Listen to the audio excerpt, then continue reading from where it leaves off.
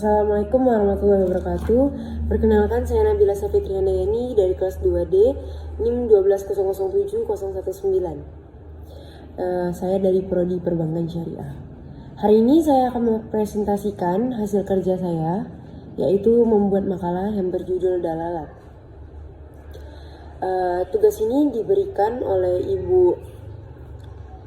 Ibu Nurul Rahmawati MHI untuk memenuhi tugas mata kuliah Ushul Fiqih 2. Baiklah, pertama-tama saya ucapkan puji syukur kehadirat Allah Subhanahu wa taala karena berkat rahmat dan hidayahnya saya dapat menyelesaikan tugas makalah dan juga video presentasi ini dengan waktu yang tepat. Banyak tokoh yang mengkaji tentang dalalah disebabkan karena ilmu dalalah adalah ilmu yang sangat menarik dan tidak pernah habis untuk dibahas. Setiap lafaz atau kata yang keluar dari lisan manusia mengandung makna dan hal tersebut adalah kajian ilmu dalalah.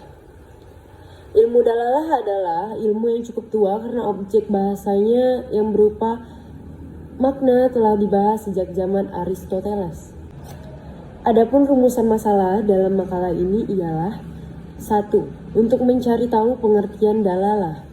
2. Untuk mencari tahu pendapat para ulama tentang dalalah. Dan 3. Apa saja dalalah di dalam Al-Quran. Mulai dari bentuk-bentuknya hingga ke katanya yang ada di dalam Al-Quran. Lalu makalah ini memiliki tujuan, yaitu untuk mengetahui apa itu dalalah sesuai dengan rumusan masalahnya yang tadi. Yang kedua, mengetahui apa saja pendapat-pendapat para ulama dan mengetahui dalalah dari sudut pandang Al-Quran. Arti dalalah secara umum ialah memahami sesuatu atau sesuatu. Kata sesuatu yang disebutkan pertama disebut madlul, yaitu yang ditunjuk. Dalam hubungan dengan hukum, yang disebut dengan madlul itu adalah hukum itu sendiri. Kata sesuatu yang disebutkan kedua kalinya disebut dalil, yang menjadi petunjuk. Dalam hubungannya dengan hukum, dalil itu disebut dalil hukum. Kata dalalah merupakan masdar dari fi'il yang berarti petunjuk kepada sesuatu.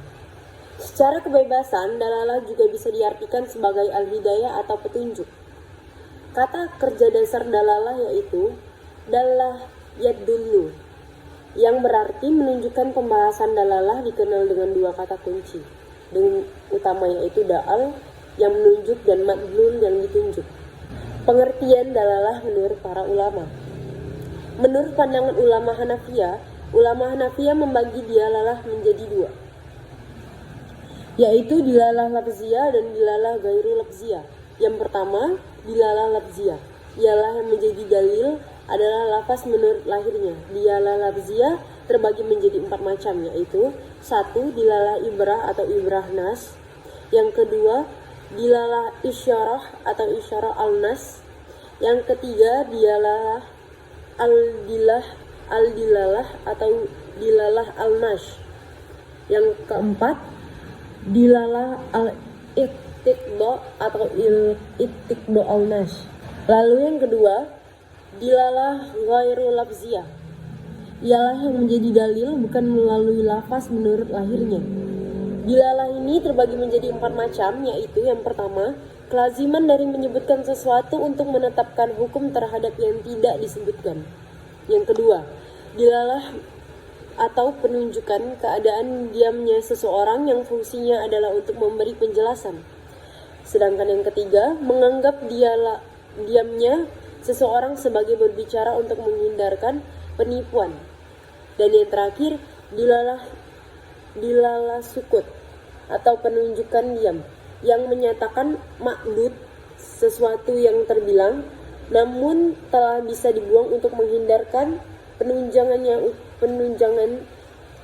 ucapan jika disebutkan. Lalu ada pula dilalah dalam pandangan ulama Syafi'iyah. Dalam pandangan ulama Syafi'iyah, dilalah dibagi menjadi 2 macam, yaitu dilalah manhuk dan dilalah mafhum. Yang pertama, dilalah manhuk, yaitu penunjukan lafaz menurut apa yang diucapkan atas hukum menurut apa yang disebut dalam lafaz itu. Dilalah matkut terbagi menjadi dua,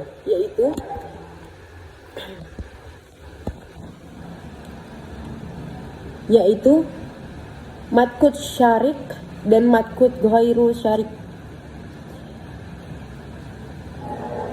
Lalu ada pula dilalah manhuk, yaitu penunjukan lafaz menurut apa yang diucapkan atas hukum menurut apa yang disebut dalam lafaz itu. Dilalah manhuk terbagi menjadi dua macam, yaitu yang pertama manhuk syaik dan yang kedua manhuk ghairu syaik. Lalu yang kedua dilalah mafhum, yaitu apa yang dipahami dari lafaz bukan menurut yang dibicarakan.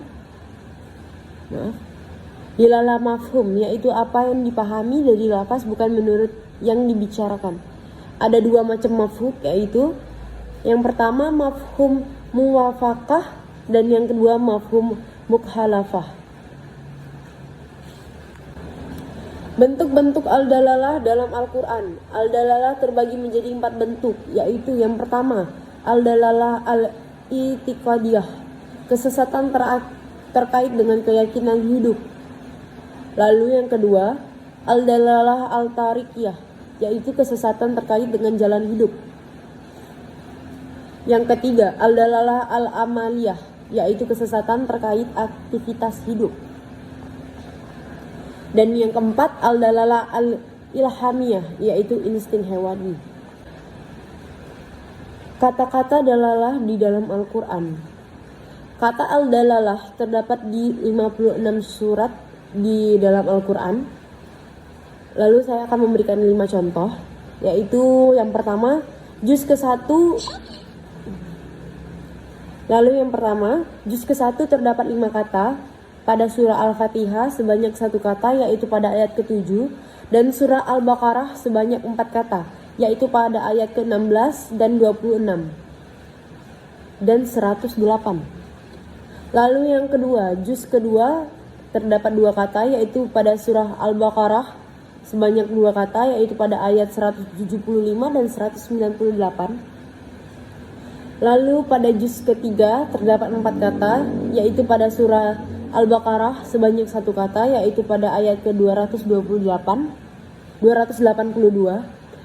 dan surah Ali Imran sebanyak 3 kata, yaitu pada ayat ke-69 dan ayat ke-90.